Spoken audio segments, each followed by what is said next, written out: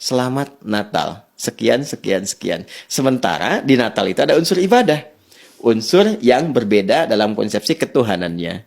Ada unsur penyembahan, ya. Ada unsur peribadahan seperti tadi yang digambarkan. Datang ke gereja, ada proses tertentu yang sesungguhnya dalam keyakinan kita Islam dipandang berbeda. Jadi kalau kita ucapkan ada pengakuan di situ. Sementara komitmen la ilaha illallah adalah tidak menuhankan kecuali hanya Allah saja. Menepikan yang lain kecuali hanya menuhankan Allah.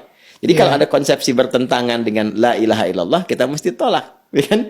Itu kan komitmen beribadah kita. Ya, komitmen beribadah yang itu pun dijamin oleh undang-undang dan dipahami oleh sesama. Jadi memang kaidah dasarnya setiap pemeluk agama itu harus meyakini bahwa apa yang dianutnya itu yang paling benar. Itu biasa. Ya, biasa. Dan toleransinya memang yang paling ideal yang tadi lakum dinukum waliyadin, sudah kita menghargai saja, menghormati. Kan tidak ada masalah tuh. Iya. Sebetulnya nggak ada masalah. Iya. Dan yang paling menarik begini ya.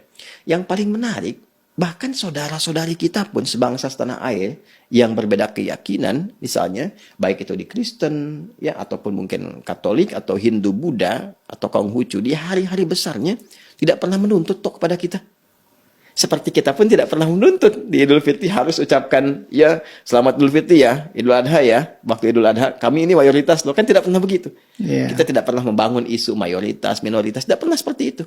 Ya, bahkan saya pernah katakan sesuatu yang biasanya digunakan di tempat lain, di negara lain sebagai toleransi ya dalam konteks keagamaan, ya konteks keumatan, bahkan mayoritas agama yang ada di tempat itu hari liburnya digunakan ya berdasarkan hari ibadahnya yang mayoritas itu. Kalau Anda mau lihat di Eropa hari liburnya ada apa? Minggu. Minggu kan? Mereka menyebutnya dengan minggu kan? Baik. Kalau di Arab umumnya di Mekah hari apa? Jumat. Jumat. Kan di Saudi Jumat. Di mana lagi? Di Qatar misalnya Jumat, kan? Ya, kenapa? Karena kebanyakan hari Jumat itu orang Muslim di sana kan menunaikan ibadah sholat Jumat. Umumnya Jumatan. Di Eropa hari Minggu umumnya pada ke gereja. Di Amerika Minggu karena hari untuk ibadahnya hari Minggu. Jadi yang mayoritas punya hari ibadah jadikan hari libur. Di Indonesia mayoritasnya Muslim. Tapi hari liburnya hari apa? Ahad.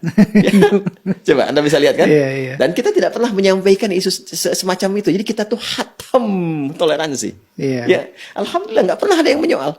Jadi kita biasa saja gitu, sudah terbiasa dengan itu semua, menghargai sepanjang itu bisa kita sesuaikan untuk keharmonisan membangun bangsa, negara kita bersama-sama. Nah, tadi tarik ke dalam konsepsi beribadah, dalam toleransi beribadah pun tuh porsinya ada. Ya, jangan sampai dipahami bahwa karena tidak mengucapkan nggak toleran.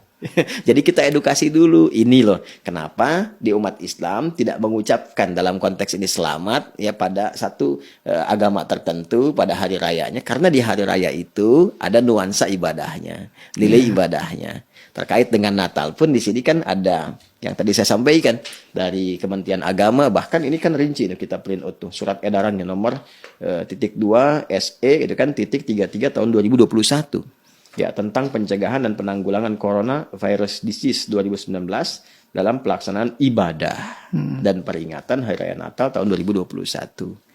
Nah, jadi sesungguhnya menghadirkan keamanan, kenyamanan, ketentraman bagi umat lain untuk menunaikan ibadah sesuai dengan keyakinannya, itu bagian dari toleransi umat Islam tanpa harus menyertakan.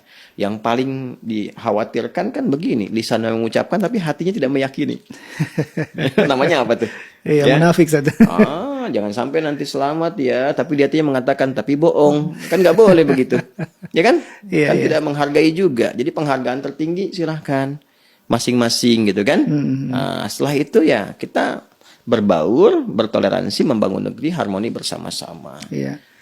Tapi gimana Ustaz, seandainya pejabat publik harus mengucapkan itu, karena ya beliau sebagai pejabat publik yang mengayomi semua masyarakatnya Ustaz. Apakah ini ada pengecualian atau gimana Ustaz? Ya, seperti presiden, betul. gubernur, bahkan menteri agama. Menteri agama ini ya, karena kan mengayomi seluruh agama betul, di Indonesia, atau bahkan lebih dahsyat daripada itu.